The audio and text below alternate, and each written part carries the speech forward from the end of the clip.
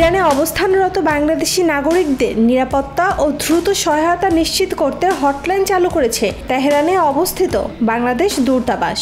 চলমান ইরান-ইসরায়েলের উত্তেজনাপূর্ণ পরিস্থিতির প্রেক্ষিতে এই উদ্যোগ নেওয়া হয়েছে। দুই দেশের মধ্যে সামরিক উত্তেজনা চরমে পৌঁছেছে। এমন উত্তপ্ত পরিস্থিতিতে সাধারণ মানুষের মধ্যে উদ্বেগ ও আতঙ্ক বিরাজ করছে, যার প্রভাব পড়ছে প্রবাসীদের উপরও। এক বিশেষ বিজ্ঞপ্তিতে তেহরান দূতাবাস জানায়, বর্তমান সংকটময় পরিস্থিতিতে যে কোনো ধরনের বিপদ বা জরুরি প্রয়োজনে বাংলাদেশিরা হটলাইনের মাধ্যমে দূতাবাসের সাথে সরাসরি যোগাযোগ করতে পারবে।